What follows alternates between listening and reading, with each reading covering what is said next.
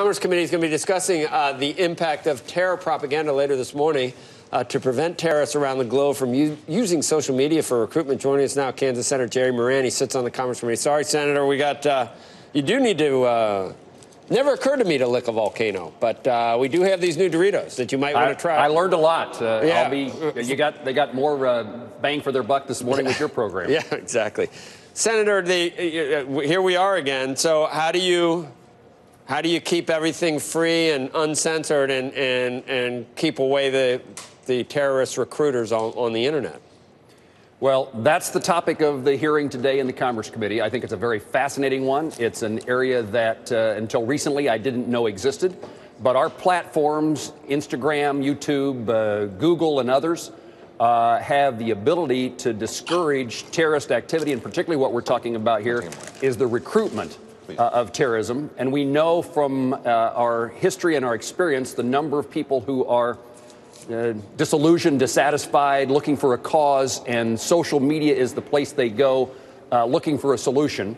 And when they seek that information, what website they are directed to can either be a positive influence or a negative influence. And we're going to learn about what the private sector is doing in this regard.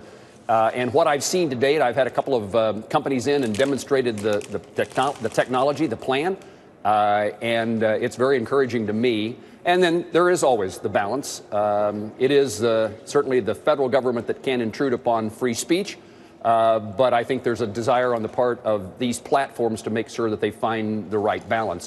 What this means is we can spend, hopefully what this means is that the efforts at recruiting new U.S. citizens and people around the globe to terrorism is diminished. And we can focus less of our attention on the military aspect of fighting terrorism with the hope that we keep American soldiers, sailors, airmen, and Marines alive and well. People are so smart now, Senator, with algorithms. I just wish there was a way where you wouldn't intrude on someone's privacy, where you'd let it all, it's a wild, wild west anyway, let it happen, but just anything that sets off a red flag, they give themselves away with whatever it is that they're doing. Isn't there some way to screen what's happening in that way, or is that too intrusive to find out where it's from and where they live and everything else? No, I mean, I don't think that's too intrusive. Again, that will be a subject of the conversation, the hearing today. But those algorithms give us the opportunity to know a lot about a particular person or a particular cause and who's being drawn to it.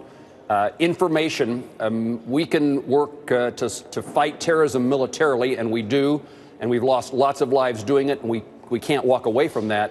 But we have the opportunity to reduce that circumstance and replace it with intelligence. I've said from the very beginning, the key to fighting terrorism is having more information, having information sooner, and responding to that information. And that's what this hearing will be about, and gives us some hope that we can address these challenging, life-threatening circumstances here in the United States and around the globe in a different way.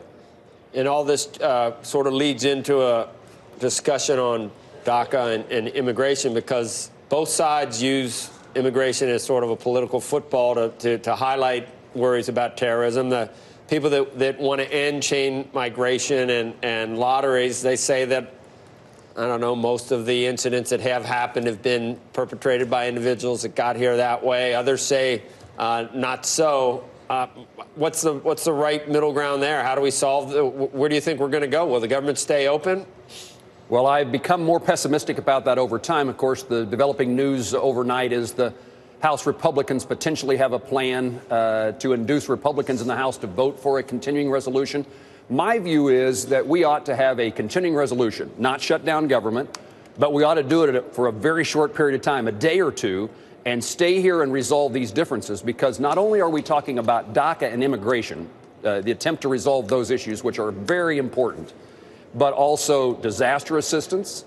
The list is long. CHIP, the program for health care, the Collins-Nelson bill. We ought not delay these things until March. And I'm a member of the Appropriations Committee as well. And I don't want us to be back here in February with another continuing resolution.